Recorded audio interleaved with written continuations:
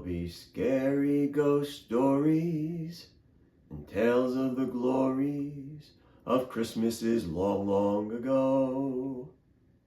Scary ghost stories. Yep. 2 years ago, I recorded a ghost story during the Christmas holiday season in recognition of that Victorian tradition of gathering and sharing ghost stories during this time of year. And last year I also recorded a ghost story, and I thought I'd continue the tradition and tell another ghost story this year. The Ghost of Goodridge Road. One of my bicycle rides starts right here from my house. From the end of my driveway, I bicycle a couple of miles to the border, to the New Jersey-New York state line, and I cross into Menacing, New York.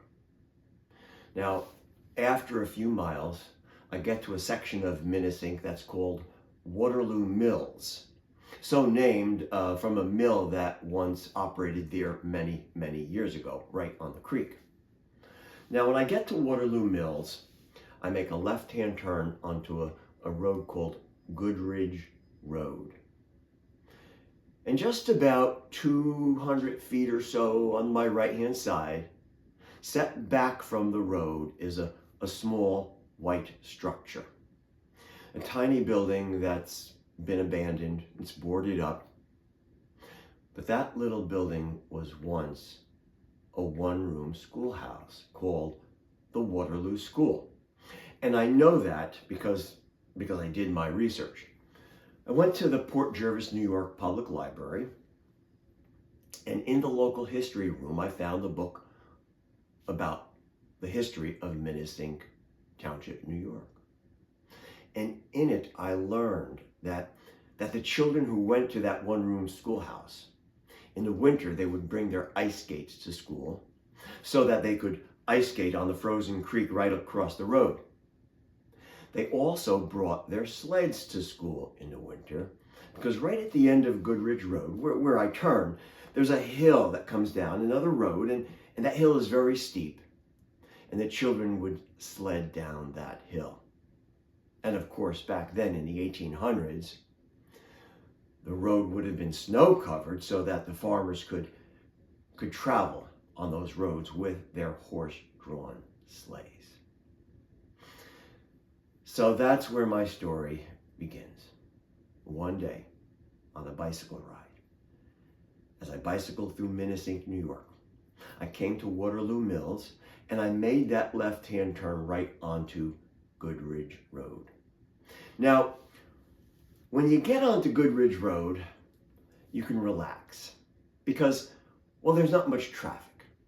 And that's what I always do. As soon as I make that turn, I just kind of let my guard down. I don't have to worry about cars because, well, if a car is coming or going, I can easily hear it.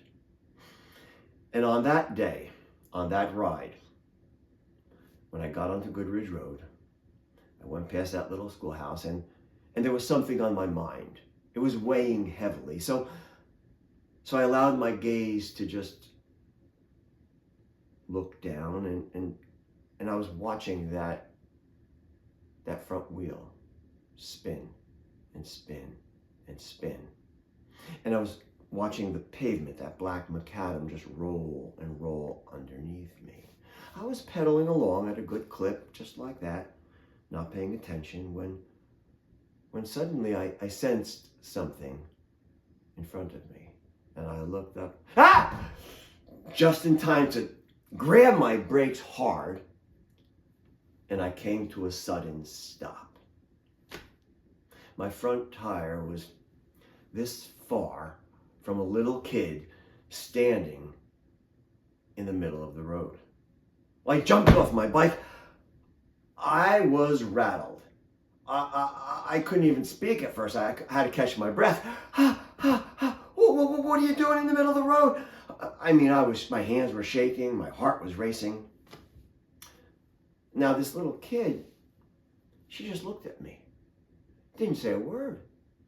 She looked right into my eyes.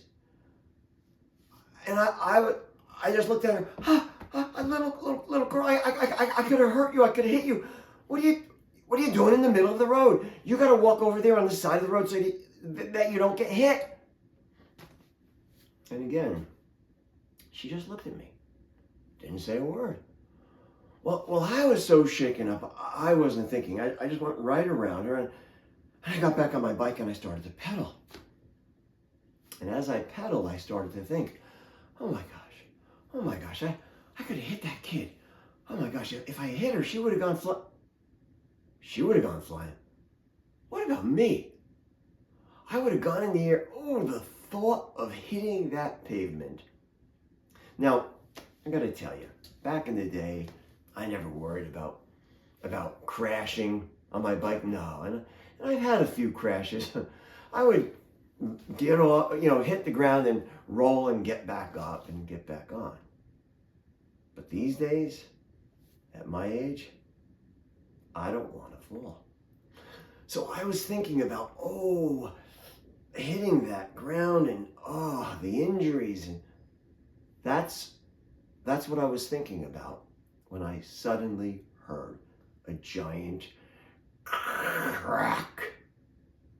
And there ahead of me, maybe about 100 yards, about a football field length or so, a great big eastern white pine tree. This tree must have been at least 2 of my hugs around. That trunk had cracked, and this enormous tree was falling right across the roadway. Well, I jumped off my bike again, and I watched as this enormous tree came crashing down. When that trunk hit the roadway, it bounced, and all the side branches bounced. Some of the smaller branches went flying off. A little piece of wood went whizzing past my ear like a bullet. And I stood there watching. And then I realized, oh my God. If I hadn't stopped there for that little kid, I would have been right there. I would have been dead. Oh my God, that little kid, if it weren't for that little kid, where'd she go? She wasn't behind me. Well, where'd that kid go? If it wasn't for that kid, I got on my bike. I turned around and I began looking for her. She disappeared. Maybe she took my advice. I told her to walk on the side of the road so that she wouldn't get hit by a car. Maybe that's what she did. So I looked to the left, I looked to the right. I looked to the right, I looked to the left.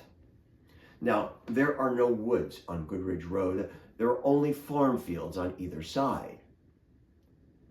And I bicycled past that little one-room schoolhouse, right to the stop sign at the end of the road where there's a T intersection, and I got off my bike. I didn't hear a car go by. The school bus didn't go by. What happened to that kid? And then I started to think. There was something strange about that kid. What was it? The way she was dressed. She wasn't wearing jeans like most kids. No. She had a sturdy, like an old-fashioned looking dress, with one of those work aprons over it. What do they call those dresses? A pinafore. Yeah, she was wearing a pinafore. Now, who the heck wears a pinafore? And she didn't have a backpack. No, she was carrying her books. They were buckled onto a leather strap that she was holding over her shoulder. And when I stopped, I came this close to that kid and she didn't jump. She didn't even flinch. And she didn't say a word. She just stared straight into my eyes. That was weird. The whole situation was strange. Well, I just shook my head and I got back on my bike and I turned around again and I started pedaling and I came to that one-room schoolhouse there, that abandoned building, and when I did, I stopped. I got off my bike again and I looked at that building and I don't know what drew me to it, but I I got off my bike and I lay my bike down on the grass and I walked up to that little building. And I'm not sure what made me do this, but I raised my arms and I opened my hands and I reached out and I placed my palms on the clapboard, the wooden siding of that little schoolhouse. And as soon as I did, I felt an electrifying shock from the tips of my toes right up to the top of my head.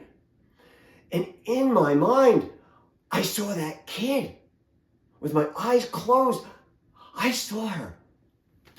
I saw her as clearly as I could see you. Her green eyes looked right into my eyes, and then she smiled. She smiled from ear to ear. And I opened my eyes. Where are you? Where'd you go? Well, I tried again. I squeezed my eyes shut. She was gone. She was gone, and I never saw her again.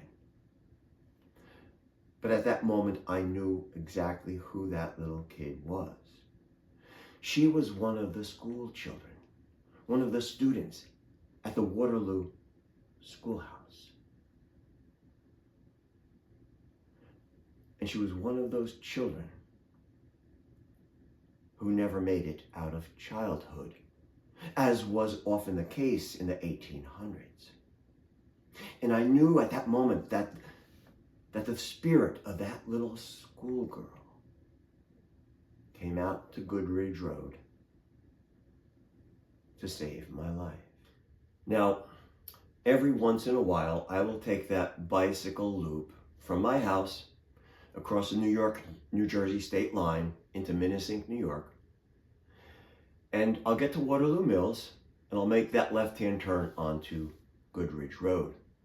And when I do, when I bicycle past that little Waterloo schoolhouse, I always slow down and I yell at the top of my lungs, "Hey, kiddo, thanks. Thanks so much for what you did. I really appreciate it. And someday, I'm going to see you and thank you properly." And it's true. The day will come when I have to leave this place, as we all eventually will. And on that day, there are a bunch of folks that I'm going to want to see, to meet again, to revisit with.